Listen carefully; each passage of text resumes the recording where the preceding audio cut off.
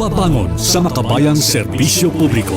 Ugnayan ng Radyo Pilipinas World Service sa iba't ibang embahada ng Pilipinas upang maghatid ng impormasyon at kaalaman sa mga kalagayan ng ating mga kapwa Pinoy na naninirahan at nagtatrabaho sa iba't ibang panig ng mundo. Babangon sa makabayang serbisyo publiko para sa isang makabayang serbisyo publiko para sa overseas Filipino workers. Babangon sa makabayang serbisyo publiko kasama si Ray Sampang dito sa Radyo Pilipinas World Service.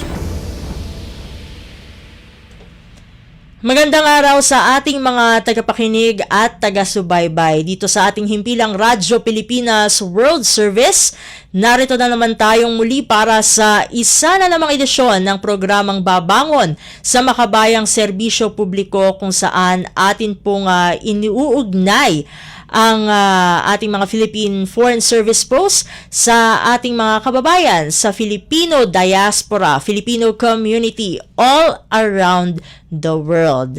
Sa ngalan po ng ating kasamang si Ray Sampang, ako pong muli ang inyong makakasama, Steph Vicente, para po sa more or less, depende sa ating magiging kwentuhan mamaya, na diskusyon po patungkol sa mga serbisyo na iniaalok po ng ating mga embahada at konsulado sa diplomatic relations between the Philippines at ng host country, at syempre ang kalagayan ng ating Filipino community doon sa napili nating bansa para sa araw na ito.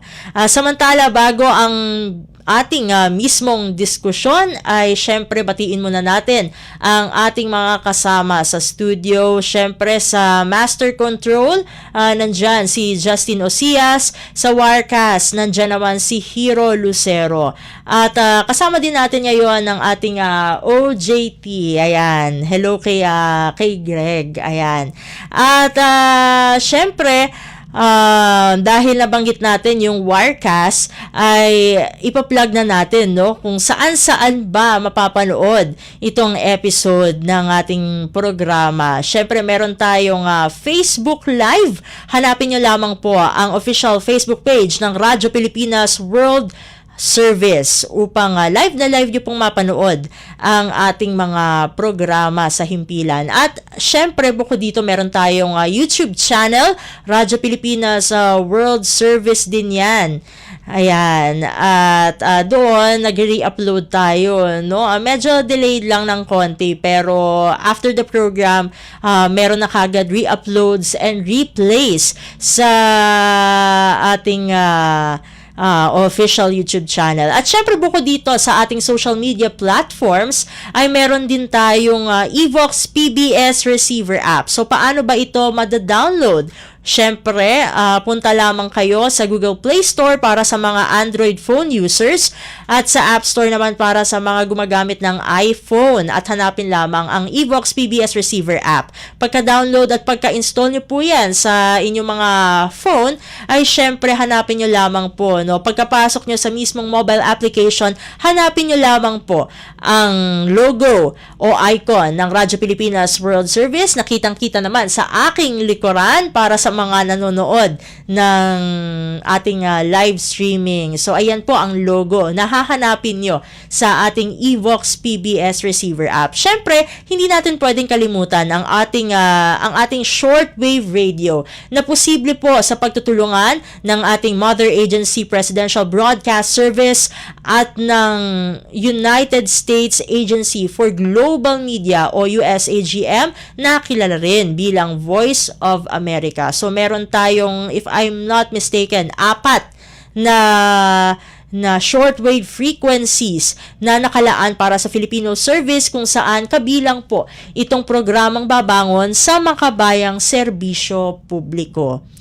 At para sa edisyong ito ng ating programa, tayo'y dadako sa bansang Mexico. At upang syempre ay malaman natin kung kumusta ang diplomatic relation sa pagitan ng Pilipinas at Mexico, maging ang mga serbisyo ng ating embahada dyan, ay kasama natin sa programa ang First Secretary mula sa Philippine Embassy in Mexico, walang iba kundi si Consul Ralph G. Roldan. Consul Roldan, welcome po sa Babangon sa Makabayang Serbisyo Publiko. Si Steph Vicente po ulit ito ng Radyo Pilipinas World Service. Tama, isang magandang umaga po. Magandang umaga rin po sa inyo, Consul Roldan. At syempre, para naman sa side ng ating Filipino community, ay minarapat po natin na kumbaga makasama ang ating Filipino community Filipino community leader na nakabasa ngayon sa Mexicali. Walang iba kundi si Sir Bernard Carpio. Sir Bernard, welcome po sa ating programa. Si Steph po ulit ito ng Radyo Pilipinas World Service. Thank you, Steph, for the opportunity na nabigay mo sa amin upang ma-express namin yung aming kagalakan na nagmumula dito sa Mexico at sa pagtulong ng mga ating kaibigan at kababayan dito sa Philippine Embassy in Mexico. Thank you so much. Maraming salamat po, Sir Bernard. Sa ngayon, ay gagawin muna ho kay Consul Roldan. Kasi ang una po naming katanungan sa inyo ay paano nyo po mailalarawan ang relasyon sa pagitan ng Pilipinas at ng bansang Mexico? Ay, maraming salamat sa tanong. Napakabuti pa't matibay po ang ating relasyon sa bansang Mexico. Maalala natin na nagsimula ang relasyong Mexico panahon pa ng Kastila sa pamamagitan ng galyon, mga galyon na naglakbay sa pagitan ng Acapulco dito sa Mexico at sa Manila. At yan po yung tinatawag nilang kauna-unahang globalization na tinatawag. So doon pa lamang nagsimulan na tayong nagkaroon ng mga exchanges na tulad sa kultura, madaming kinakain natin prutas galing sa Mexico. At tayo naman, meron tayong naiimbag sa kanilang kultura tulad ng yung kanilang inumin tequila, at marami pang iba. Pero ngayon meron na tayong mahigit na 70 anyo na relationship na formal na pag-establishment ng ating relation. Maganda po ang ating pag-ugnayan sa gobyerno ng Mexico. At para to illustrate, a few weeks ago, nag-establish po ng friendship group sa loob ng Kongreso ng Mexico. So, ibig sabihin, merong grupo ng mga kongresistang Mexicano ang tumutulong sa atin upang magkaroon ng mas malalim pang pag-unawaan ang ating relasyon diplomatiko. So, yun. Maganda. In general po, masasabi kong maganda ang ating relationship. Matanong ko lamang po, Consul Roldan, saan po bang fields nakatuon sa kasalukuyan ang relasyon sa pagitan ng Pilipinas at ng Mexico, tulad na lamang po sa trade and investment, sa people-to-people ties, sa culture, tourism, ayan. Pero unahin muna natin, syempre, yung investments po, na dadala po, papunta dito sa Pilipinas. Yes, tama po, so in terms of sa ating investments, masasabi ko po, medyo ang Pilipinas po ay may malaking presensya dito sa Mexico. Marami pong yung ICTSI, yung port, meron pong malaking port operations dito sa Mexico. Yung meron din pong coffee chain na sikat sa Pilipinas na idala din po dito sa Mexico, at marami din pong meron din po tayong ilang mga investments dito sa Mexico patungkol sa semiconductors, etc. Sa Pilipinas naman, may mga panahon po na malakas po yung investment ng Mexico sa Pilipinas. Dati po yung pinakamalaking soft drinks company, Mexicano po dati yon. At meron din po sila dating cement na company. Pero ito po yung lumabas na. Medyo sa ganang yan, medyo hindi po pwede po pong may improve.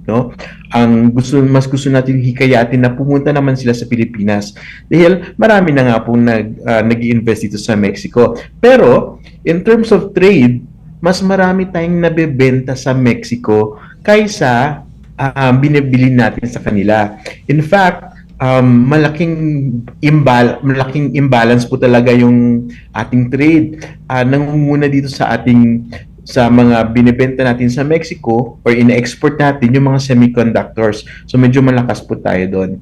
Hindi man tayo malakas sa investments, hindi man maraming nangalakal sa Pilipinas, ngunit madami tayong nabebenta. So yun po yung isang magandang bagay na nagagawa po natin in terms of economic relations. So yun po. Meron po ba tayong bukod dun sa, of course, yung semiconductors po, no, na nanggagaling dito sa Pilipinas? Bukod po doon na Consul Roldan, meron po ba tayong mga ine-export po na pagkain at iba pang produkto? Alam niyo, yes ma'am, alam niyo po na kami dito sa Mexico na medyo nami-miss po natin yung maraming mga bagay na galing Pilipinas. Unfortunately po, kukunti lang po talaga ang pumapasok na food products dito sa Mexico. Dahil kung tutusin, medyo magkahalintulad po yung ating mga products. So, ano yung meron sa Pinas, most likely po meron po dito. Pero nakakamiss nga po. At yun po yung aming pinagtatrabaho ngayon. Gusto po natin sana padala pa ng maraming food dito kasi yun din po hinihingi ng ating mga kababayan dito. Although hindi naman sabi natin konti, pero relatively maliit na community in comparison sa US. Ang gusto po na sana pero ang wishlist ng maraming Pinoy ay yung mga dried mangoes na siguro naman pwede nating pagtrabahuhin. Meron po tayong trade office dito, no, ng DTI na tumutulong sa atin upang hopefully mangyari yan sa mga susunod na buwan kung hindi man taon. So sa pagkain po medyo mahina po. So medyo high level semiconductors, mga chips, microchips, yun po yung ating strength sa export dito sa Mexico. Bukod po dun sa trade and investments po, no, mamaya na po yung people-to-people ties kasi dyan na po magiging involved ang ating Filipino diaspora. Pero how about po siguro, no, although may common denominators nga tayo regarding the culture, pero kumusta po yung cultural exchanges and of course yung pag-promote din po ng ating turismo, yung tourism natin sa mga Mexican nationals. Yes ma'am, no? Well, in terms of culture exchange, malakas po yung embassy sa pag-promote ng kultura. Maganda, medyo meron pa kailangan pa natin mag-effort really upang i-diffuse, no, i-spread ang word tungkol sa Pilipinas. Yes, masasabi nga natin malaki yung ating naging yung history, medyo maganda at malawak, pero yung sa current na mga henerasyon ngayon, medyo hindi na masyadong nakakaalam. Kaya meron tayong monthly webinar program na tinatawag natin Historia Olvidada or Forgotten History. Sa mga webinar na to, binabalik natin yung mga ating mga history at yung ating mga bagay-bagay na nag-unite sa ating dalawa, no, sa Mexico at Pilipinas. Sa mga susunod na buwan po, hopefully meron po tayong MOU na mapipirmahan na tungkol sa cultural cooperation. Malakas din po ang ating mga universities exchanges na ginagawa po natin. Tulong po ng ating mga universities sa Pilipinas at mga universities dito sa Mexico, nagagawa po nating magkaroon ng mga linkages, no? Importante po 'yon. At gusto po din namin na sabihin na isa sa pinakamagagaling na university dito sa Mexico ay may Philippine Studies Program. Salamat po kay Senator Legarda tungkol diyan. At itong Philippine Studies Program, dalawang bansa lang po sa UNAM, no? Ang tawag sa university ay UNAM, isa sa pinakamagaling dito sa Latin America. Chinese studies at Philippine studies. So maganda po at established na po yung Philippine studies po. In so far as culture, yes, meron kailangan pa nating pagtingin at palakasin, pero meron po tayong presensya. At sa mga interesado, marami pong makukuha, magagawa. Just gusto ko lang banggitin na few hours ago sa embassy, meron tayong natanggap na bisita galing sa isang university upang makinig sa mga tungkol sa Philippine foreign policy. Madalas po namin gawin din yan pagbisita sa mga university kasi syempre sa tingin namin sa paraan ng pagbisita sa mga eskwela or pagtanggap ng mga university sa embahada, nagagawa po nating spread tungkol sa mga bagay na okay sa Pilipinas. At para syempre para sa kalaman din nila. So, yun po. So, sa cultural medyo maayos po tayo. Maganda po yung ating relations. And then yung sa tourism po, Consul Roldan.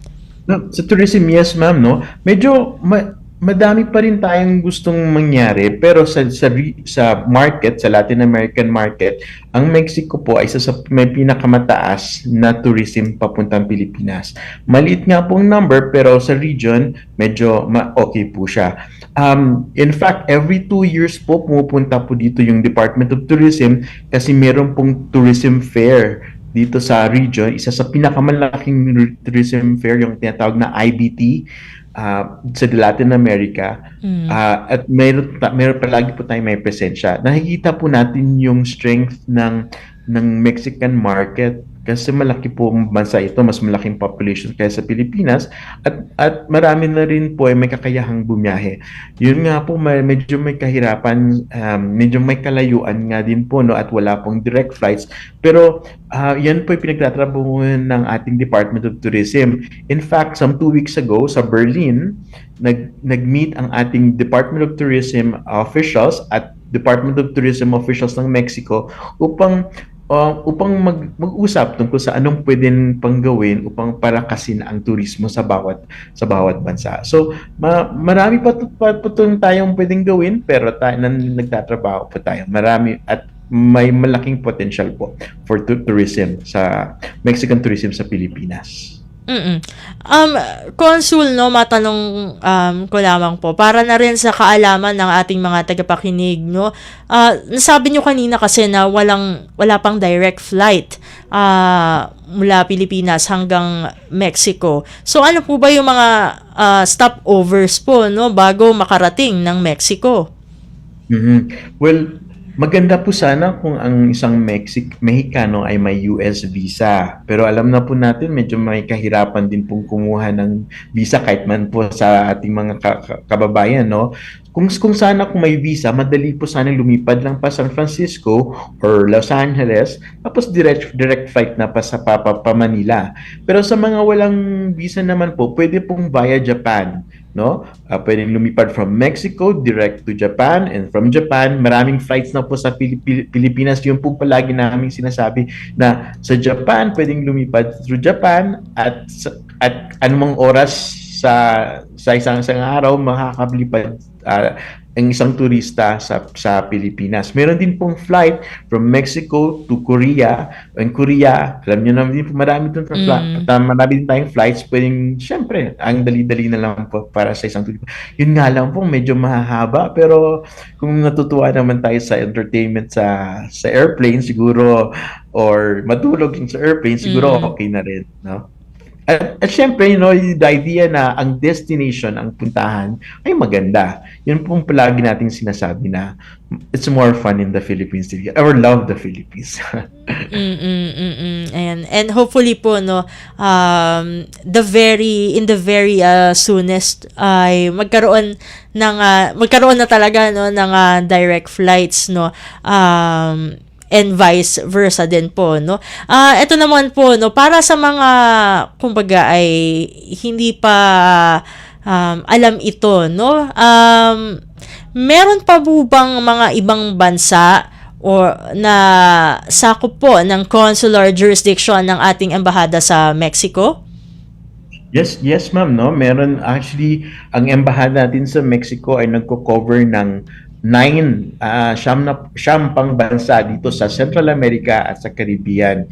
Ito po ay El Salvador, Nicaragua, Costa Rica, Panama, Dominican Republic, Cuba, ito yung sa Caribbean. At yes, so ito yung mga bansa sa Central America at dalawa sa Caribbean ang cover natin. In fact po, ang embahador po sa Guatemala po nagpe-present po ng credentials sa gobyerno ng Guatemala. Kaya po hindi po siya na makasama ngayon, pero nandun po isa po to sa mga gawain natin, mag-present ng credentials sa lahat ng 10 bansang yon para ma-credit po ang ating embahada at nang magawa po natin ng maigi ang ating trabaho. Dapat may personalidad po tayo sa mga bansang yon. So yun po, 9 na bansa. Medyo marami-rami na yun, pero nagagawa naman ng paraan. At syempre po, no, Consul Roldan, paano po ba, kasi ito, bukod sa Mexico, meron pang ibang mga bansa na under the consular jurisdiction ng ating embahada sa Mexico. Paano po ba na ipararating, no, yung consular services doon sa other countries na ito? And then, syempre, particular dun sa mga tinatawag po na consular outreach missions. Yes. Gusto ko rin pong i-highlight na maganda po yung tulong din na nagagawa ng ating honorary consul sa mga bansang ito. Meron po tayong honorary consul halos sa lahat ng mga bansa, maliban lang po sa Cuba at Nicaragua. So, ang mga honorary consul naman po ay makakatulong doon sa pagbigay serbisyo sa mga serbisyong konsular. At every now and then po bumabiyahe po ang ating embassy, ang consular section ng embassy sa mga bansang ito upang mabigyan ng consular services, particularly po sa passport at sa dual citizenship. So ito po yung mga dalawang na pwede lang pong gawin ng isang consul na galing sa embassy. Nagagawa po namin yan. Minsan po, creative nagagawang paraan kapag may mga biyahe na official, nagagawa na rin po nating gumawa ng consular mission on the side para lahat po maserbisyuhan. So, yun po, meron na po kaming naka in the pipeline, no, mga consular services para sa rest of the year. At syempre nakikinig po tayo sa mga request. Kapag meron na pong sa tingin namin enough number na request tulad ng passport and other services, mai-arrange po natin yung with the Filipino community leader or with the honorary consul upang maidala namin ang ating consular section para sa isang consular mission sa lugar na yon. At eto naman po, no, Consul Roldan, kung ang Mexico lang po, no, ang pag-uusapan, no, mamaya itatanong ko rin po yung regarding dun sa other countries na nasa ilalim ng consular jurisdiction ng ating embahada. Sa Mexico lang po muna, ilan po ang mga Pilipino na naninirahan at nagtatrabaho sa Mexico? Based sa aming records po, no, lalo na humingi po kami ng official records galing sa immigration, meron pong 1,699 na Filipinos dito sa Mexico. Ito po yung may mga permanent resident, temporary residency dito sa Mexico. So 1,699 sa buong Mexico, sa bansang Mexico. So yun. Marami namin po dito naging ay Mexican, kukunting Mexican citizen, pero nagagawa po nila mag-dual, so na siguro mas marami pong Pilipino po kasi kapag naging Mexican na, hindi na kinakount ng immigration yung record nila. So we probably expect maybe there's more than 1,700 Filipinos dito sa Mexico. And yun nga po, nabanggit ko kanina. How about naman po, no, kung yung siguro kahit yung overall po, no, with the other countries, ilan po ang mga Pilipino na nasa ilalim ng pangangalaga ng embahada? Yes, na-estimate po natin na around 3,000 Filipinos sa ilalim ng 10 bansa na sakop namin, no? 3,000. Ang sumunod sa pinakamaraming Pilipino ay ang Costa Rica. Ang numbers ay hindi, may estimate lang po, nasa 700 po yung Filipinos, 700 to 1,000 Filipinos ang Costa Rica. Nasasabi rin po kasi visa-free po ang pagpunta sa Costa Rica. So, unfortunately, meron din pong mga kababayan na sa medyo undocumented po ang kanilang status. Pero, medyo okay po yung pagtrato naman po ng gobyerno ng Costa Rica sa ating mga kababayan. Kasi naman po, kahit sige sabihin natin undocumented, mababait naman po at hindi naman po gumagawa ng mga, alam nyo na. So yun. So the rest po medyo nasa hundreds or in 2 digits lang sa ibang parte ng Central America at yung 2 bansa sa Caribbean. Consul, sa lahat ng bilang na nabanggit nyo, no, ilan po yung mga matatawag talaga na OFWs in the modern context? Masasabi po natin siguro, I think mga 70 to 80% po ang OFW sa mga bansang ito. Yung remaining na 20% po ay yung mga nakapangasawa na ng mga national sa bansang iyon. So yun po, so kaya iba na po yung kanilang category.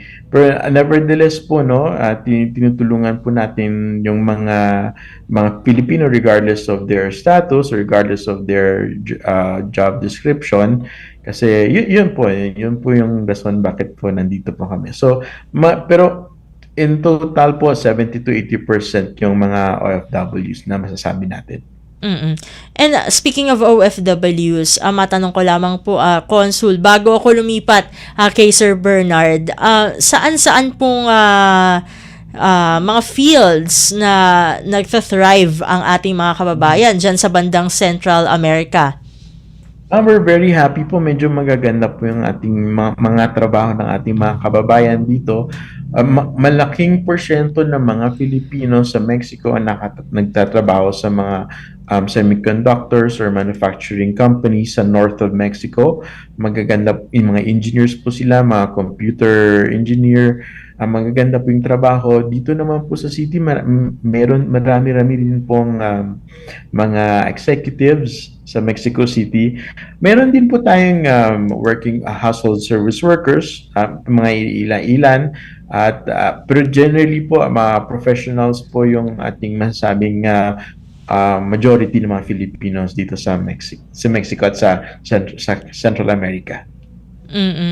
At pahabol mo po, no, bago ako lumipat, base po sa inyong mga naririnig, no, na feedback, kumusta po, no, ano po ba yung impression ng mga Mexican nationals sa ating mga kababayan, especially when it comes to their work ethics?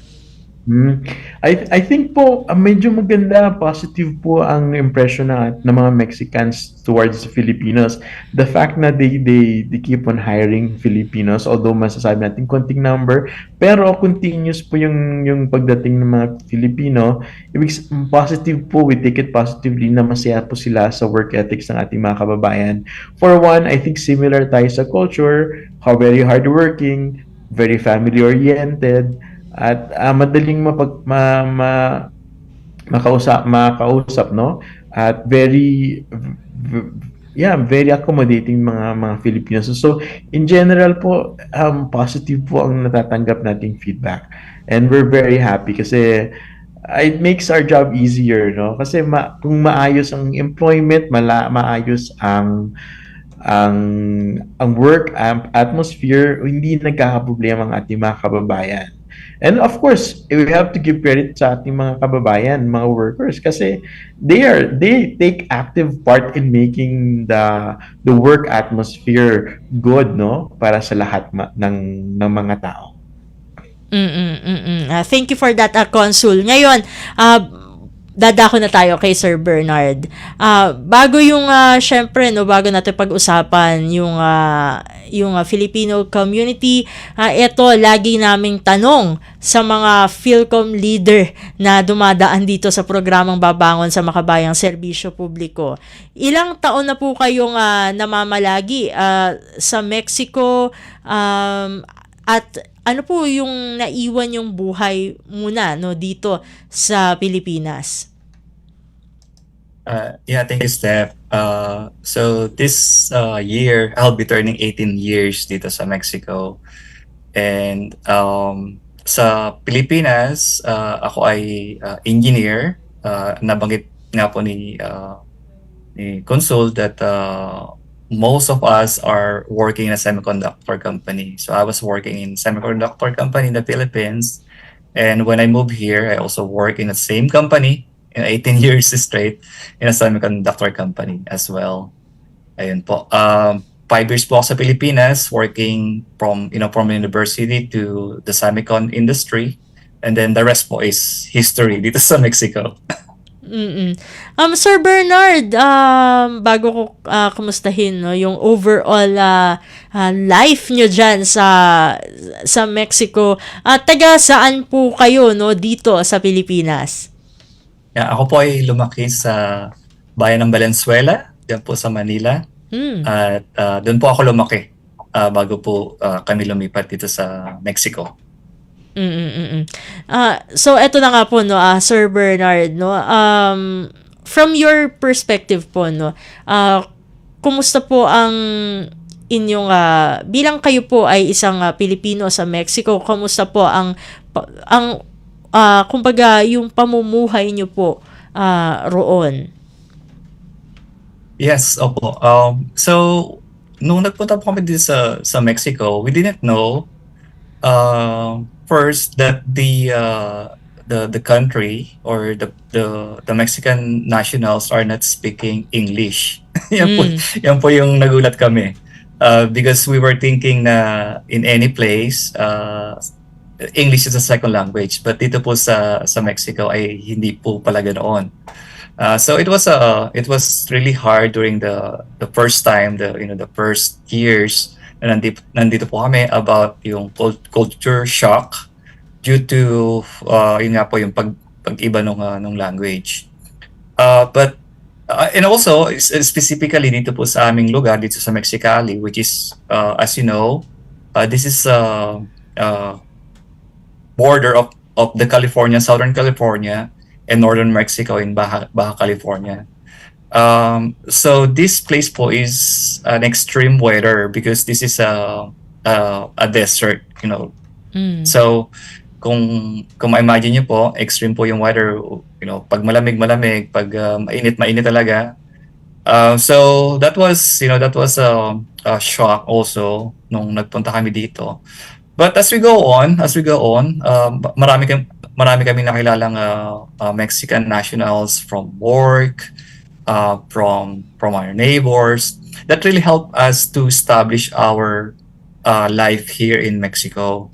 Nabanggit nga rin po kanina na yung ating culture is really similar to the Mexican. So yun po, kaya po nag-match yung ating pamumuhay dito sa Mexico at doon po sa Pilipinas.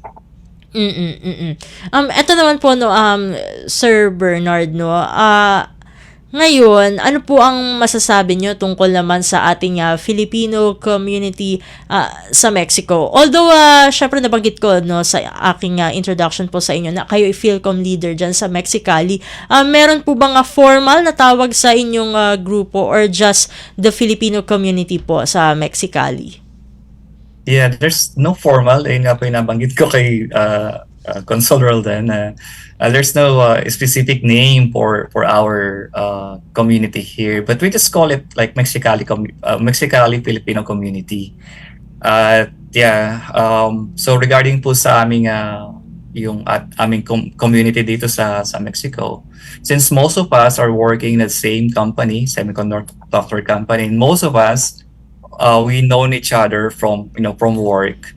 we have a really good relationship. Meron din po mga ibang Filipinos that are coming from different companies, but mostly the concentration of the Filipinos here are in the same company or in the same industry as the Semicon. So ayun po. So meron kaming kaugnayan simula pa po dun sa Pilipinas, and then we just continue growing our family relation, friend. And I would say that speaking here in Baja California, that we are well united. So we are talking to each other. If there's some family or person that needing something, we are organizing. And if the council could help us, then we will relay those information to them. And then also, yun po, meron kaming weekly gathering or bi-weekly gathering so that we could continue living here as a Filipino family. Yun po. Matanong ko lamang din po, Sir Bernard, ano-ano po ba yung mga, kumbaga, within the Filipino community dyan sa Mexicali, ano po yung mga initiatives po, na, kumbaga, inyo pong sinusulong para, kumbaga, para makabenepisyo rin, ng malaki ang ating Filipino community, hindi lang as a group, kundi as individuals din. Yes, ma'am. So, for the newcomers, we're trying to make them more stable dito po sa city of Mexicali. As we know, as we go to a different country, na kami po yung una-unahan dito, one of the first dito sa Mexicali, and we didn't know. That's why I mentioned earlier na shock po talaga kami because we don't have anyone to help us to communicate, help us to na maka settle dito sa place na to. So we are trying the new families to make relationship with the group so that hindi po sila ma-out of place at hindi po sila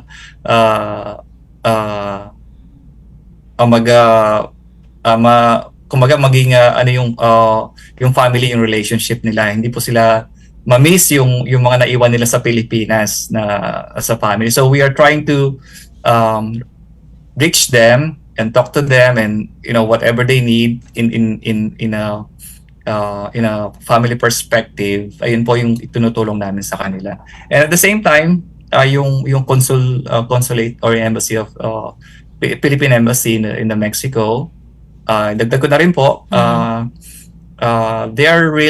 we have a really tight relationship with them, that whatever we need from them, their services, consular, yung mga nabanggit kanina, is that they're really willing to help us. And then,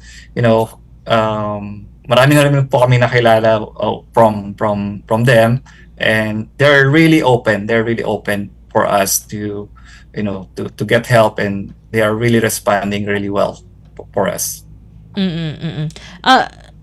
Speaking of course, yung concerns po, ano-ano pong mga concerns ang karaniwan po na naidudulog ninyo o ng inyong mga kakilala sa Filipino community dyan sa Mexicali, sa ating embahada sa Mexico, at paano po kayo natutulungan ng ating embahada? Yes, ma'am. So, normally po, yung passport renewal is one,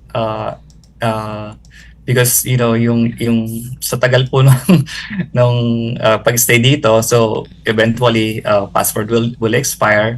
So yun po ang una, yung passport renewal, and then meron din po yung mga voters registration. Yun po, importante po yun, that we could exercise our rights to vote even though malayo po tayo sa Pilipinas. Nakakapag-exercise po tayo ng pagboto. At yung iba pa po ay yung reacquisition nga po ng nationality of Filipino. In my case po and my family, since kami po ay naging Mexican nationals na some years ago, and they were able to give this reacquisition of our Filipino nationality. So kaya nga po yung dual citizen na po kami.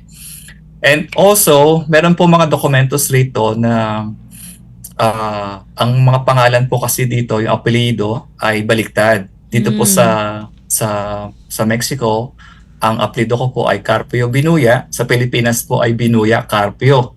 So malaki po pagkakaiba kung titingnan natin sa document standards. So ang embassy po ay nakakatulong sa amin upang magpagawa po kami ng affidavit of the same person. So napaka-importante po 'yun kasi nagagamit po namin ito sa lahat po ng aming official records dito sa Mexico. And also for traveling in different countries. Yun nga po yung pag-uwi sa Pilipinas at different places kasi po yung dokumento nga po ng Mexico at Philippines is a different standard. So yun po. At mabanggit ko lang din po that I think last year meron po silang tinulungan na isang family that they had lost some of their papers and they don't have anything to present to get a passport, but last year po nag-outreach ang Philippine Embassy dito sa Mexicali, and then they were successful to give them the passport that they need so that they could move on na maging legal po sila rito at maka-move on po sila sa pag-aasikaso, maka-advance po sila sa pagtira dito sa Mexico. Thank you for that po, no, Sir Bernard. Mabalik ako kay Consul Roldan. Ayan, from your perspective po, no, syempre may iba pa pong mga lugar, no, na bukod sa Mexicali, no. Ayun. So, ano po yung yes po. Ayun po. So, ayun po, no.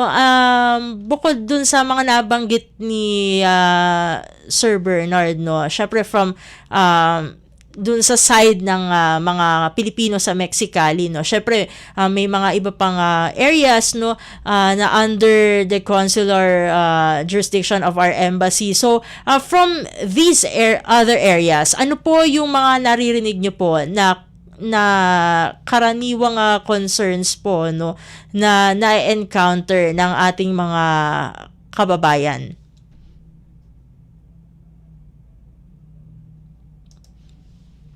Okay. So, yes, thank you, ma'am. May mga gusto ko lang ito illustrate, no. Itong itong weekend na to, kakagaling lang po ng mga kasama natin sa Havana, Cuba, upang magdala po ng mga care packages kasi po sa mga hindi nakakaalam, meron pong issue ngayon sa Cuba, wala pong oil doon. Alam siguro sa politika with sa isang bansa. Hindi po sila may mga araw po wala silang ilaw at access po sa pagkain mahirap. So dalawa po ng ating mga kasama nagdala po ng care packages kasi meron din po tayong mga scholars sa Cuba nag-aaral ng medisina at tuwang-tuwa po sila makatanggap ng tulong na mga galing dito sa Mexico. Mga ganun po, no. Meron din po tayong mga request for sa other than yung mga consular assistance, yung binibisita rin po natin sa mga kulungan. May mga iilan-ilan po tayong mga kababayan na unfortunately umarap sa hustisya dito at ngayon ay sa piitan. Yun, binisita. At kung coast po kasi itong Mexico at yung malaking bahagi ng Central America, marami rin po tayong mga seafarers every now and then nagkaka-issue sa kalusugan. Ini-inquire po natin yung mga problema inaalam po natin yung yung katayuan nila, yung how they are. Ito po yung mga madalas na nasasagap nating mga konting problema po dito sa ITN, so Attention to National Section ng ating embahada. Matanong ko lamang po, Consul, no, kasi syempre dahil napag-usapan din natin kanina yung mga overseas Filipino workers at inyong nabanggit na around 70 to 80% ng mga Pilipino sa Central America, and of course kasama na rin dyan yung dalawang Caribbean countries na sakop ng consular jurisdiction ng ating embahada sa Mexico ay mga OFWs. Meron po ba dyaang Migrant Workers Office? Wala po tayong Migrant Workers Office. Ang nag-handle po ng ng migrant workers issues ay ang ating MWO sa Washington DC. Maganda naman po ang aming pag-uugnayan, no, with the MWO sa Washington DC. Kaya medyo maganda. We're very happy na magandang relationship. In fact, nung I think last year pumunta po sila sa Panama upang mag-outreach naman. And we're happy na, I mean, despite na medyo malaki-laki din ang kanilang coverage sa United States, nagagawa nilang pumunta rin po dito. And then, yun, just to really illustrate, no, okay po ang relationship ng MWO, madali po namin silang kausap, at nagagawa naman po ng paraan na tulong-tulong po ang embassy at ang MWO. That's good to hear po, Consul Roldan. And of course, kanina nabanggit nyo nga po, no, yung meron tayong mga kababayan na humaharap nga po ngayon sa hustisya. So, ito po ba ay, kumbaga, meron po ba tayong bukod dun sa nabanggit nyo nga po, no, na mga humaharap ngayon, no, sa hustisya, ay meron pa po ba tayong mga masasabing Filipinos in distress na ngayon ay kumbaga kinakanlong po, no, ng ating embahada sa Mexico? At ano po yung siguro in general na lamang po ito due to privacy reasons, ano po yung mga concerns po, no, nitong mga Filipinos in distress na ito? So, itong mga kababayan, kukunti lang naman sila, nagsaserve na po sila ng sentence. So, ang ginagawa na po natin ay telephone call every now and then, at kung meron po tayong nagagawa po rin po na bisitahin sila, no, sa lugar na yon. Importante po na kasi itong mga OFW nga po sila, wala pong pamilya dito. So, ang bisita po ng Embahada ng Pilipinas, imagine nyo po, nakapagsalita na sila ulit ng Tagalog ulit. Dahil habang nasa loob ng piitan, Spanish po yung kausap nila. Siyempre po, tuwang-tuwa din po na makita kami at kausap sila. So, kukunti lang naman po sila dyan, nagsaserve ng sentence. Meron din po tayong iilan na din mga may health issues or na pinadala sa mga hospital, at yun po, ito yung mga main issues na involving mga distress OFWs. Pero generally po, okay naman po sila. Yun nga din po yung hindi OFW yung sa Cuba, mga student scholars po, medyo dahil dumidepende po sila sa stipend ng gobyerno ng Cuba, medyo may kunting kahirapan din po. So kaya every now and then nag-aabot po kami ng tulong sa kanila. So yun lang naman po, yun yung mga issues na involving ang mga kababayan natin. Ito naman po, no, magawin naman po tayo dito sa mga future activities po, no, na dapat abangan from the embassy and also from our Filipino community dyan sa Mexicali. Unahin ko lamang po, no, ang activities ng ating embassy. Consul Roldan, ano po ang mga kumbaga ngayon ay buwan ng Marso, no, pero syempre for sure may mga nakalatag po kayo na activities na siguradong inaabangan ng ating mga kababayan within the 10 countries na sakop po ng consular jurisdiction ng ating Philippine Embassy sa Mexico. So ano po yung mga activities na ito na pwede po nilang kumbaga markahan na yung kanilang kalendaryo para kanila pong maabangan? Maraming salamat po, no, itong mga activities to na nakaka-excite naman talaga. Sa taong ito 2026, 3 bansa na sakop natin ay magkakaroon po tayo ng anniversary, no, tulad ng Honduras, Costa Rica, 75 years po ang anniversary ng relationship natin this year. So magkakaroon po tayo ng focus po natin doon sa mga bansang ito para ma-celebrate naman natin. Kasi we have to admit, ma'am, medyo may limitations sa resources, pero we'll definitely try to do one time, big time na events para maganda, para yung mga kababayan din po natin ma-enjoy at syempre may pamalas din natin yung ating kultura, ating talento sa mga bansang na nabanggit. Dito naman po sa Mexico, year-round po mga activities. In fact, this month po ay Women's Month, Marso. Minsan nagpo-purple po kami mga araw na ganon. At a few days ago, nagka-webinar po ang ating GAD, ang Gender and Development Section, para sa ating mga kababayan. April po, Food Month, no? Wala pong restaurant dito, wala pong Philippine restaurant dito sa Mexico. So, sa mga nakaraang taon po ay meron taming mga food events. So, hopefully, definitely we'll do something on this year para... So, year-long po meron, and then culture... Siyempre, actually, i-advance namin yung aming Independence Day celebration sa May. Magkakaroon po tayo ng mga cultural activities, exhibit, at yung diplomatic reception. Bakit po in-advance namin sa May? Kasi sa June po dito sa Mexico, mag-host po ng World Cup.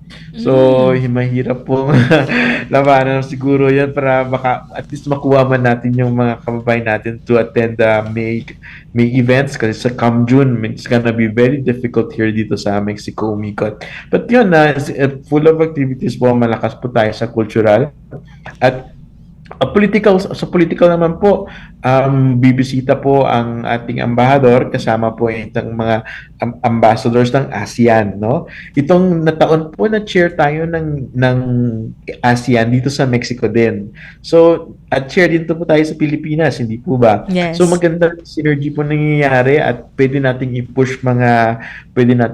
kailangang i-push, no, sa pakikipagtungo sa pag-ugnayan sa Mexico. So, marami po in terms of political, cultural, economic, marami-rami rin po. Maraming salamat. At syempre, mabalik ako ulit kay Sir Bernard. Sir Bernard, ano naman po yung mga activities ng ating Filipino community dyan sa Mexicali na dapat abangan? Yes, yun po. So, nabanggit nga po namin kanina na dito sa Mexicali specifically, meron na rin po mga restaurant. So, Filipino. So, they're putting their own business. Lalo na ngayon, yung may mga Uber Eats, DD. So, they're trying to, build their business, family business, and we're just encouraging them to do more. Yun nga po, dito ay naging multicultural na rin because some of the people here are coming from different places. So, merong mga Chinese restaurant, Vietnamese restaurant, yung mga Mexican. So we're encouraging the people, yung family from Mexicali to put their own business para mas makilala po yung ating kultura in terms of food. At pero nga po rito na yun, mayroong isang pamilya na nag-put up na ng kanilang business and they are being recognized dito po sa ating city. And also we are trying to do some outreach din po sa mga bahay ampunan dito sa Mexicali so that we could give our blessings, share our blessings to dun po sa mga nangangailangan. At meron na po kaming mga napupuntahan ito lalo na kapag December, and then we'd like to do it regularly so that we could reach them and help them so that makilala nga rin po yung Filipino community. At nabanggit nga rin po ni Consul na yung webinar, we're also trying to get more information on the webinars. Napakalaking tulong din po sa amin noon kasi maraming mga information kami nakukuha from them about different services sa ating Pilipinas, lalo yung SSS, Pag-ibig, how to get bank account internationally so that we could send money back to the Philippines in an easier way. At yun po yung mga aming mga activities dito. And then of course, yung mga holidays po ay sineselebrate din namin dito. Filipinos here are really talented that we put a band, a musical band where we could use them to celebrate yung mga festivals ng ating mga Philippine festivals like yung Independence Day, and one year we perform doon sa sa other cities and Ensenada to meet the other Filipino communities. So yun po yung aming mga ginagawa dito upang maging strong at maging continuous po yung aming communication within this community in Baha. At matanong ko lamang din po, Sir Bernard, kasi nabanggit niyo na nagsisimula na po yung mga kumbaga Filipino restaurants, no, diyan sa gawing Mexicali. So, curious lang po kami, ano po ang pagkaing Pinoy na kumbaga umuusbong na po, no, o sumisikat diyan sa Mexicali? So yun po yung ating paboritong pancit, yung ating paboritong barbecue on a stick, yan po. Yung ating Shanghai, napaka popular po yon, yung Shanghai, yung adobo, ayan, yung sinigang, napaka very popular dito, lalo na kapag yung malamig ang panahon. So gustong-gusto nila yung sinigang na baboy, sinigang na buto-buto ng baka. Ayan po yung mga typical na gugustuhan ng mga local Mexican dito po. That's good to know po. Gusto ko man po pahabain ang ating diskusyon, pero wala na tayong material time. Siguro hingan ko na po kayo ng final message. Unahin ko lang po si Sir Bernard. Sir Bernard, ang inyong panghuling mensahe para sa ating mga tagapakinig. And po, so we are so happy that we are living in this country, at that we are getting some a great support from our fellow kababayan sa ating Philippine Embassy, and we're trying to strive na maging mas makilala po yung mga Pilipino dito, as in fact in the industry of semiconductor company, ang talaga pong hinahanap ng mga companies dito is a worker from Philippines. So kaya po nung time na nag-boom ang semiconductor companies dito is that we were like more than 100 Filipinos here. Yun nga lang po, meron mga opportunities sa ibang country. But then I would say that when they hear Filipino working here in the semiconductor company, they are really grateful to have us here in this city. Yun po, at maraming po salamat. Thank you so much po, Sir Bernard. Consul Roldan, ang inyong final message. Maraming salamat, Miss Stephanie, no, sa oportunidad na may ma-share namin tungkol sa mga pinagagawa namin dito sa Mexico at sa mga bansang sakop namin dito. Maraming salamat for this opportunity, at natutuwa po ako din na makinig kay Mr. Bernard, no, yung mga plans at mga activities nila. I think we should I wish all the best for the show, at sana marami pa pong Filipino at mga OFW sa labas, sa loob ng bansa na makapanood ng inyong show at mapagbigyan ng mga impormasyon na kailangan nila. Maraming salamat again for this opportunity. Maraming salamat po, Consul Roldan. At ating nakasama dito sa programang Babangon sa Makabayang Serbisyo Publiko ang ating First Secretary mula sa Philippine Embassy in Mexico, si Consul Ralph G. Roldan, at ang ating Filipino Community Leader sa Mexicali, walang iba kundi si Sir Bernard Carpio. At dito na nagtatapos ang pinakabagong edisyon ng ating programa. Sa ngalan ng ating kasamang si Ray Sampang, ako po ang inyong lingkod, Steph Vicente. Isang mapagpalang araw po sa ating lahat. Babangon sa Makabayang Serbisyo Publiko. Ugnayan ng Radyo Pilipinas World Service sa iba't ibang embahada ng Pilipinas upang maghatid ng impormasyon at kaalaman sa mga kalagayan ng ating mga kapwa Pinoy na naninirahan at nagtatrabaho sa iba't ibang panig ng mundo. Babangon sa Makabayang Serbisyo Publiko para sa isang makabayang serbisyo publiko para sa overseas Filipino workers. Babangon sa Makabayang Serbisyo Publiko kasama si Ray Sampang dito sa Radyo Pilipinas World Service.